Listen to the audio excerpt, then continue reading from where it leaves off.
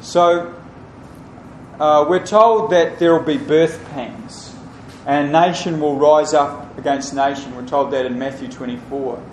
Now we've seen some birth pangs already with World War I, World War II. And I don't see those directly prophesied in Scripture.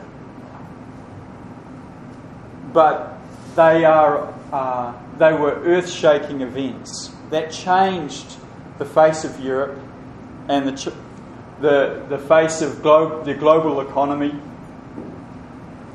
And they were instrumental in bringing the Jews back to the land. There are non-prophesied events that are going to be prerequisites to get us into the world that we see described in Jeremiah 23 concerning the regathering of Israel. And I'll explain this shortly, why I say that. We're going to have a world war, and I've called it World War III. Now, it doesn't say in the Bible that there will be World War III directly. So this is inferred, and I'll explain why. And then we have another war, World War IV. Anyway. So as we're marching through time, with World War I, one of the things that came out of it was the League of Nations. And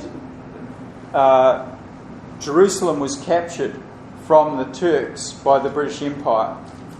And by the way, many Australian light horsemen fought and drove the Turks out of Beersheba with the charge of the Light Brigade. And that's quite a story.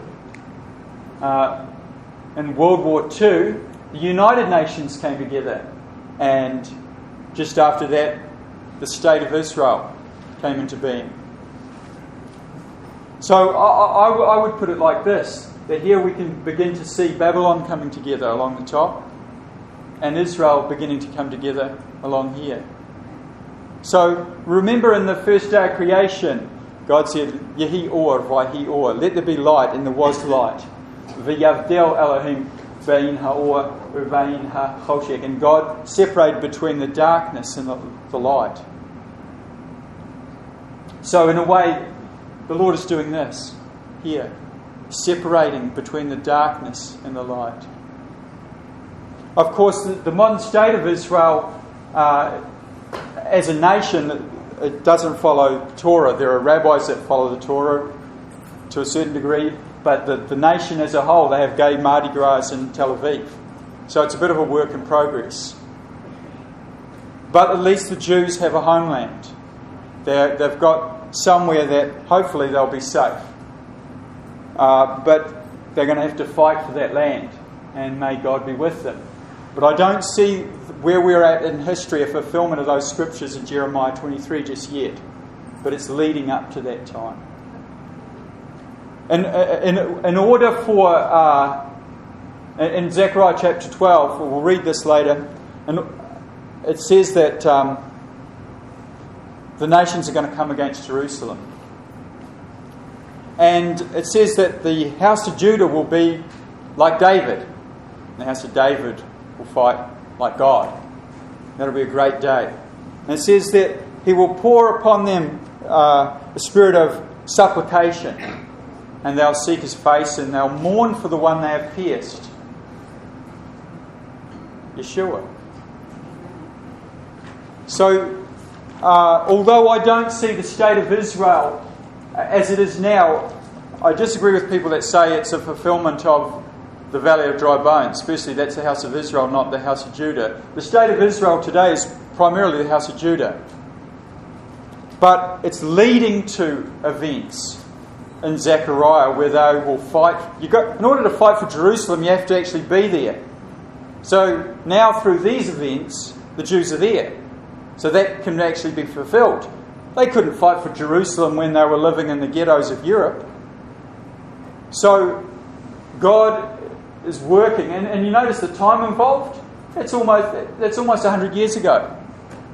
World War I, 1914. It's actually over 100 years ago. But 1917 they actually took Jerusalem. So we're moving towards this separation between light and darkness. Here we're having, we were prophesied in Zechariah 5, the last days Babylon to come together. And Michael Root tells us that it's all about a nuclear missile, and we'll talk about this soon, but it's talking about a lot more than that. So as Babylon comes together, so Israel's coming together because God's separating the light from the darkness. Finally, we're going to have, in Daniel 2:43, they shall mingle themselves with the seed of men, but they shall not cleave even as iron is not mixed with miry clay. The way that's worded shows me that they that mingle themselves with the seed of men are not men, they're not human. So that's something that's pretty out of this world, and we've seen that before. We've seen that the sons of God have come down to the daughters of men. And in the last days, they're going to try and destroy what is called the image of God, male and female. And Barack Obama's already working on that one. Him and his lovely husband, Michelle. Yeah. So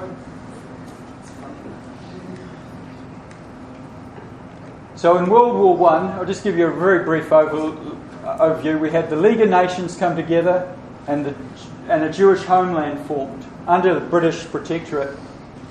In 1917, the Turks were defeated. Palestine, now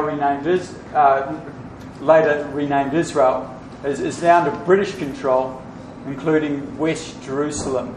In 1967, they get the other half of Jerusalem. The Balfour Declaration is signed for a Jewish homeland. And much after this war, after 1917, Jewish immigration accelerated greatly because the British were stonewalling the Jews and keeping them out because they began to side with the Arabs. So the Lord said, okay, well, thanks Britain, but no thanks. I'm going to continue my building process. Then a little man with a moustache whose name was not Charlie Chaplin decided that he wanted to take over the world. And American military-industrial complex, the American banking system actually helped him, by the way. Yeah, IBM were there with their early electromechanical computer machines to help tabulate all the Jewish people that must be exterminated.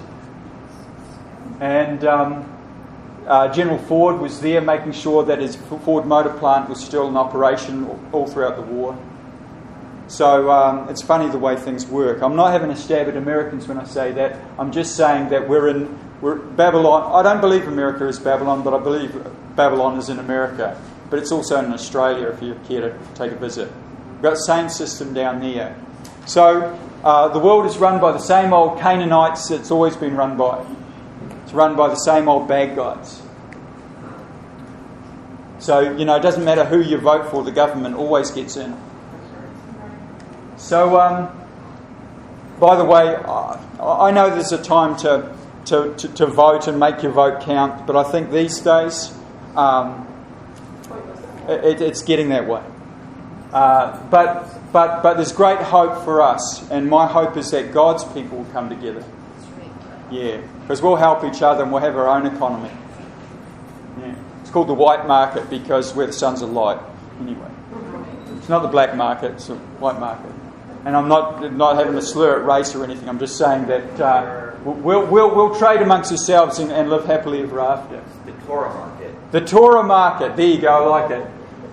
Okay, so in World War II, the state of Israel came about, and much greater immigration began.